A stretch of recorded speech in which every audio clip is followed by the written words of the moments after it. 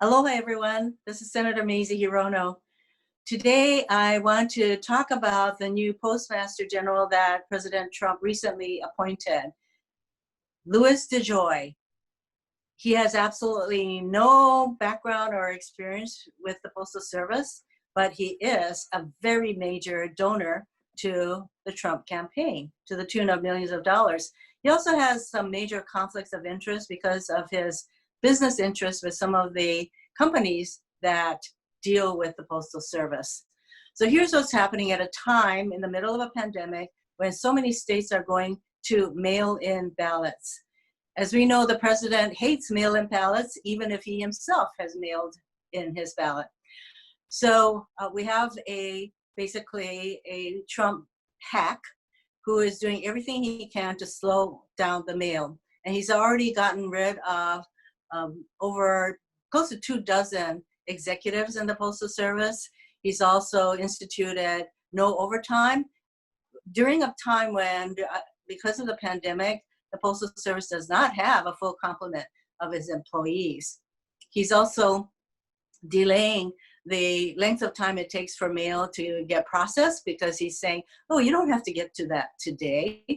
And so what does this mean? It means that people who rely on the Postal Service for their Social Security checks, for medications, for important packages that they need, they're not getting them in the time frames that they had been accustomed to.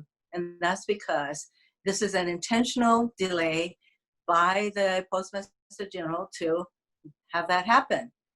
So of course, it's going to have an impact on mail-in ballots, speaking of which, the Postmaster has said that states and local governments should pay first-class postage for their mail-in balloting program.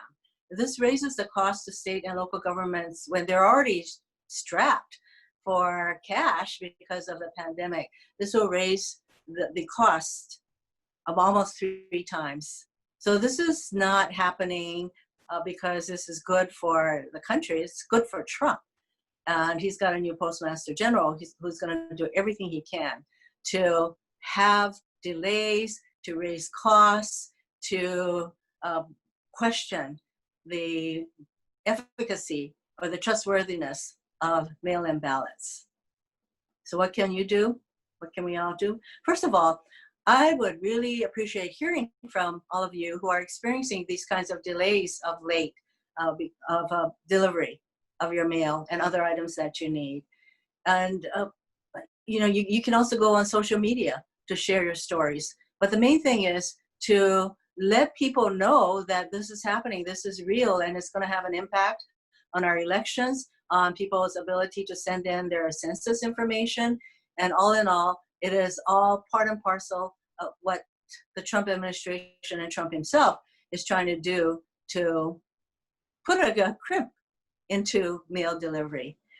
So we need to hear from you. Meanwhile, we Democrats will continue to fight to support the Postal Service and to support mail-in ballots. You all take care. Aloha.